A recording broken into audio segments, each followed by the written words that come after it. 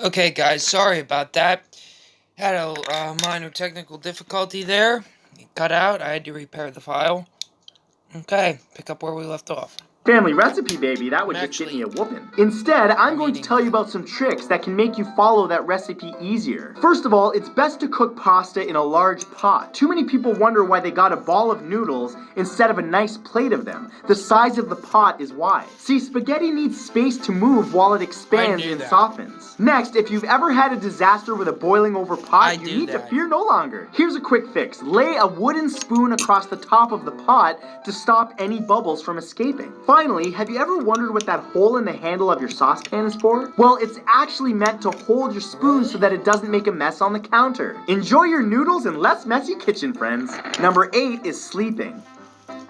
Do you ever wake up and still feel tired even though you know that you got a whole night's sleep? Well, if you're one of those people that always gets tired, the problem is likely not the amount of hours that you get, but how you sleep that's wrong. First off, the best position to sleep is on your back, with one pillow under your knees, or, if that's uncomfortable for you, on your side with a pillow between your legs so that your spine can stay aligned. Secondly, keeping a specific bedtime will help your body learn when to shut down for the night and when to wake back up. Now, if you're between 18 to 64 years old, it's healthy to get around 7 to 9 hours of sleep. But believe it or not, the younger that you are, the more that you'll need. Also, try to keep as little light in the room as possible. And although it's tempting, don't watch TV before bed, don't go on your phone before bed, and certainly don't go on your phone in bed. The blue light that's emitted from these devices will actually mess up your sleep patterns. If anything, try to expose yourself to warm, dim light before bed. It'll help you have sweet dreams.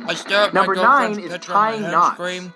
How many times have you tried to untie something? Some string, the handle of a garbage bag, or anything else?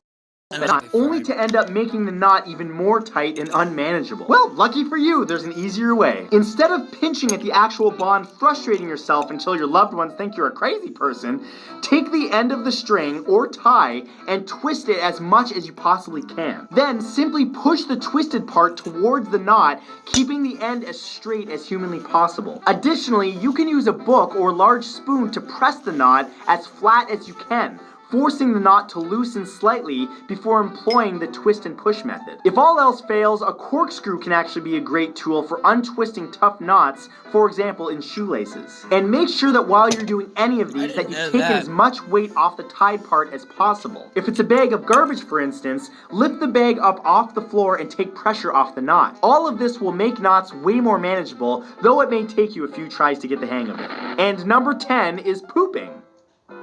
Whew, you may want to sit down for this one because it's a big one. You're pooping wrong. Yep. If you're like most people, you sit perfectly on the ring of the toilet seat to do your business. But that position is not ideal. Our bodies are actually designed to go number 2 easier while squatting. If you think about it, it actually makes sense. Before the invention of the toilet, that's how people went, essentially hugging their knees the way that you would if you had to go in the forest, kind of like bears. Believe it or not, placing your feet on a stool with your knees higher while going will position your colon properly. Not only will this more natural stance make the movement faster and easier, but it will help prevent colon disease and hemorrhoids. So stop straining your papa squats and let gravity do the work for you instead. So those were 10 everyday things you've probably doing wrong. But as always, I'm sure that this was not an exhaustive list. So today's question is, are there any other common everyday things that most of us do that we might be doing wrong? Leave your response below because I'll be reading through them and I'm going to pin the best comment to the top. Thank you guys for coming by today. If you enjoyed this, make sure that you hit that like button and remember to come back tomorrow at 3 p.m. Eastern Standard Time because I'll have a brand new video for you. I'll see you soon. Happy pooping. That's just nasty. Homes are supposed to be a place of peace, but even in the